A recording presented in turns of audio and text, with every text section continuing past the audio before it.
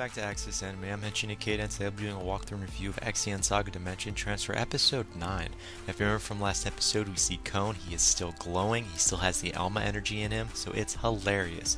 Now, sadly, he goes into the wrong village, and they think he's suspicious, and they try to pin him down and strip him to see what's up. They find out he's all glowing, and so they misinterpret him as a god.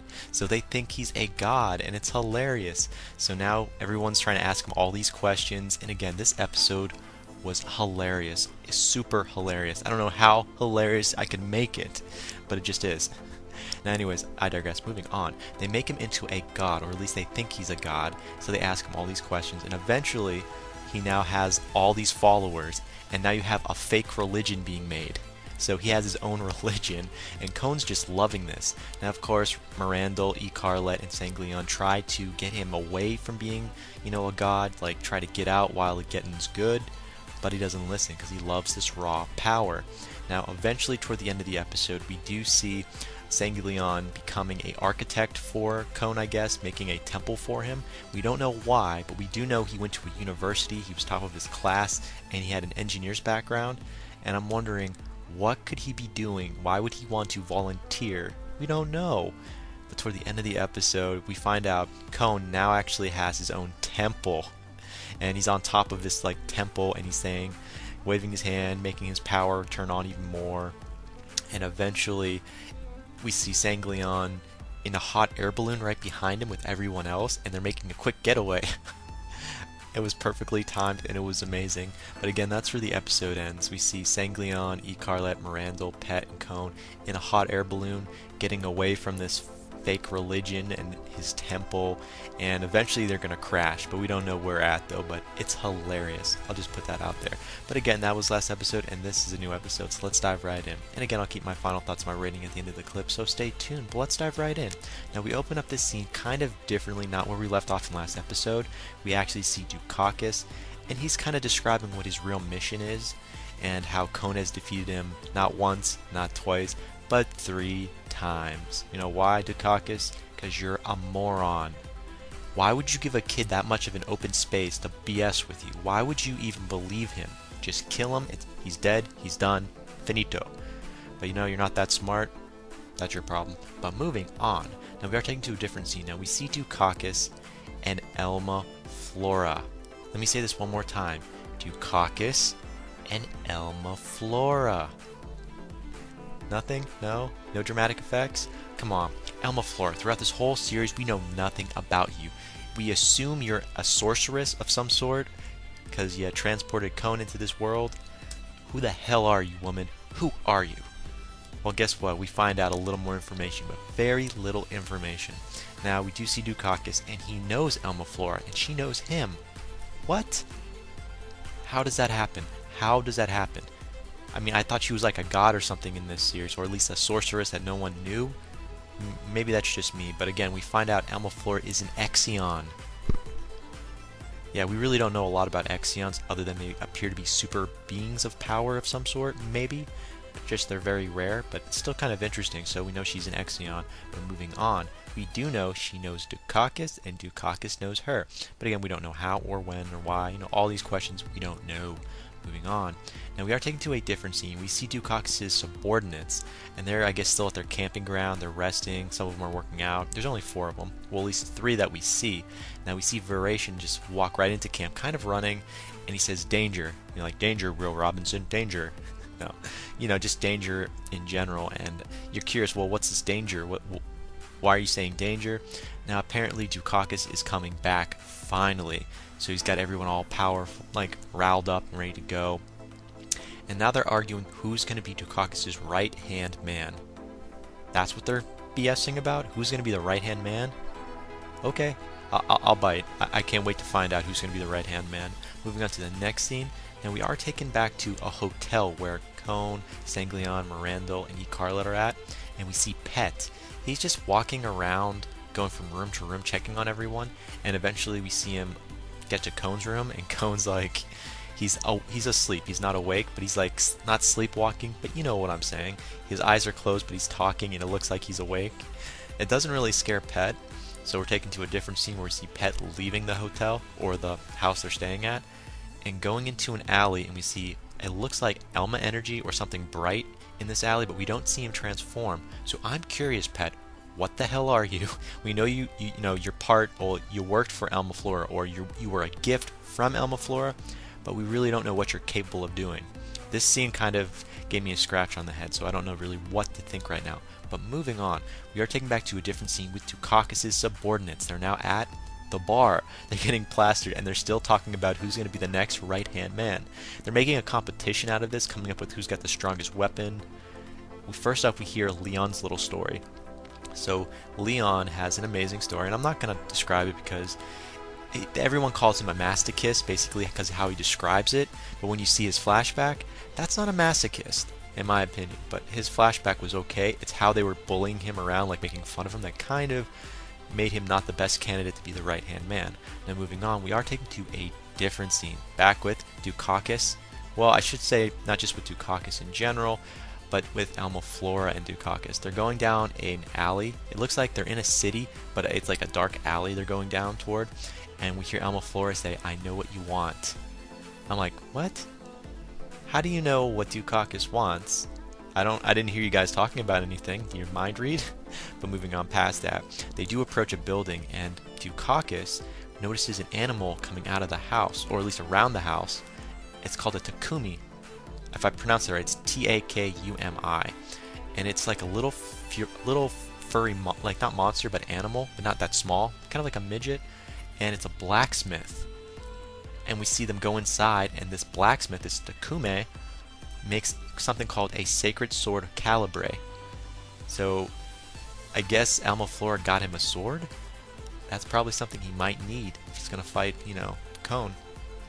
Now, moving on, I do have my final thoughts. I'll mention more about my little theory I got going on here. But moving on to a different scene. Now again, we see Dukakis' subordinates, and they're still drunk, still comparing who's going to be the next right-hand man.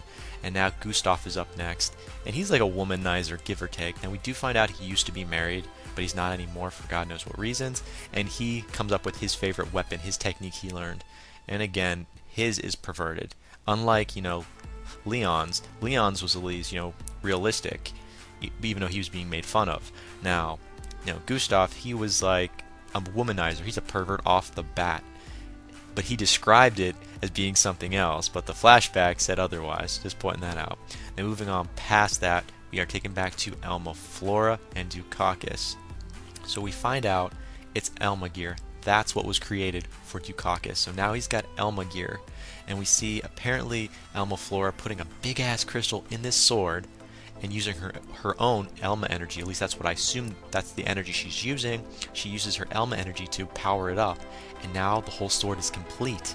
And we find out she keeps calling Dukakis a Hyperion. So I guess I didn't know that he was a Hyperion to begin with, because we know Cone, he calls himself a Hyperion because they're the only ones that can use Elma gear in general. So now we know Dukakis is a Hyperion as well, so he's also able to use Elma gear. But again, I thought that was kind of interesting. I needed to point that out just for reference. But moving on past that, we do find out apparently Elma Flora says, "I'll be watching over the path you take. I'll be watching you in general." I'm like, okay, Dukakis, you got a stalker, and a really good one to boot, Elma Flora.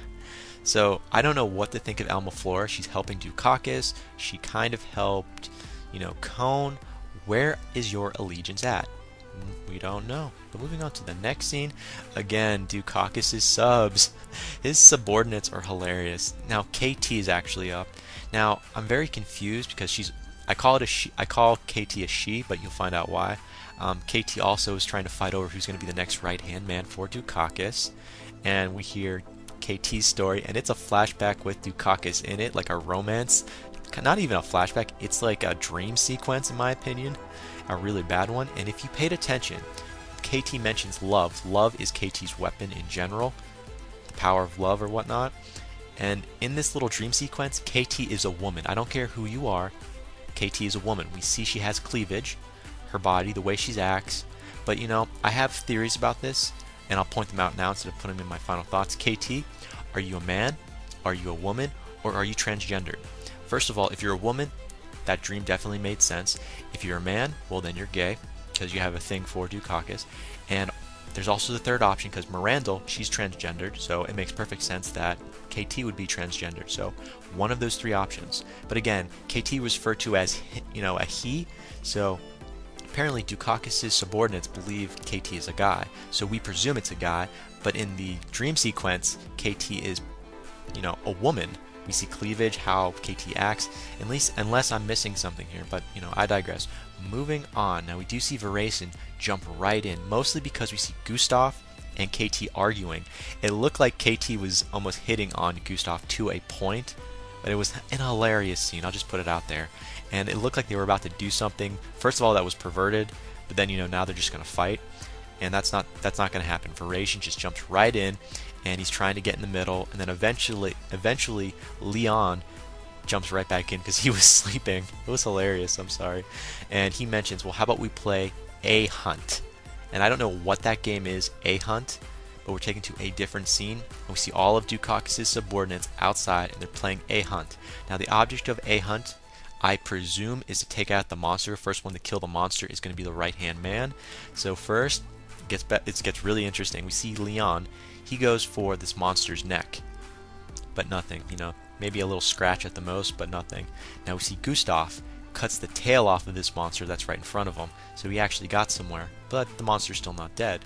Now we're taking to KT. KT goes after the head of the monster, but it doesn't come off, but again, another scratch.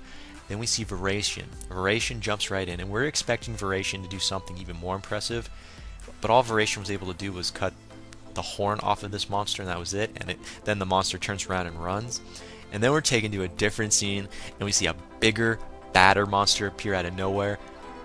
I thought, now what are you going to do? You pissed off the little one, now you got the big one. Here we go. Round 2. Nope. There is no round 2. That's all I can say. There is no round 2. But what I can tell you, Dukakis appears out of nowhere, like it's a bird, it's a plane. Dukakis?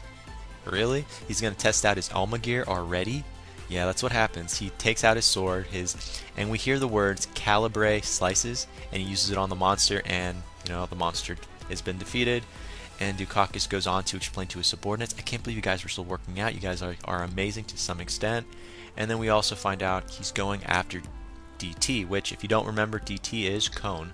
So instead of him just going after Cone by himself and always fighting him one-on-one, he's now making it a point to tell all of his subordinates, I'm going to use each and every one of you instead of fighting by myself. But that was the conclusion we came up with after what he had to say. I don't know if he's going to follow through with that or not. I mean, it's Dukakis. I still don't think he's going to really do anything. Moving on to the last scene, we do see Pet. He's back at the hotel with Cone, everyone else in general. He's back, and he's still in his pet form, the little furry form. And he goes into Cone's room, and again, Cone is not awake, but he's sleepwalking per se, but not walking. So it's like in an upright position, and doesn't scare Pet at all. But again, that's where the episode ends. Now, for final thoughts, well, first of all, are we going to see more of Dukakis and his Elma gear? Because I can't wait to see him actually fight, Cone, if and when that happens. And also, is there an extent to his power? But moving on past that, Elma, Flora, what side are you on? You help the good guys, supposedly, if they are the good guys. You help the bad guys, if and when they are the bad guys, because we still don't know if Dukakis is working for, one of those bad factions or not. We don't know. I don't really know how this structure of this anime is set up, like who's bad, who's good. I mean, Cone's from a different world because of Elma, Flora. For what purposes, we don't know. So we can draw up a lot of conclusions on what side what side each person's on. But the main goal right now is to get Carlet to the capital so she can get married. And the main objective for Dukakis is to make sure that doesn't happen. So if and when they meet up again, is it going to be a real fight? Well, Dukakis mentions he's going to use his subordinates to their fullest. I don't know if he's going to be true to that. I really don't know. Just pointing that out there. And I'm going to point out one more thing. Pet, we saw Pet transform in this episode, or at least appear to be transforming in the back alley. Now, is Pet, I have to point this out, if Pet is something else, is he a Takuma? What Alma Flora was talking to, that little blacksmith, the little furry animal? I'm wondering if that's what Pet transformed into. But that could just be me. But I'm still curious to see what kind of form, Pet transformed into. But again, that ends it for my final thoughts. As per my rating, I definitely have to give this a 3.5 out of 5. We didn't get a lot of information. More or less, we started on asking questions instead of getting them answered. The only real thing we know is Dukakis is a Hyperion. Elma Flora is on both sides of the fence. Fighting, we did see all 4 of Dukakis' subordinates actually attack a monster, but that really wasn't that spread out. And then we saw Dukakis test out his new Alma gear, but I still wasn't really convinced in general. So I have to give this a 3.5 out of 5, but definitely look forward to the next episode. And again, that ends it for my rating and my final thought, and that ends it for today anyways. So definitely comment down below, thumbs up, thumbs down, subscribe above, let me know what you thought of this episode, let me know what you think is going to happen in the next episode that's coming up, and definitely check me out on Twitter and follow me if you like. But again, that ends it for now, and I've got to go. I'll see you later, guys. Before I go, I gotta say it, can't stop the access, but you can watch the feed. I'll see you later, guys.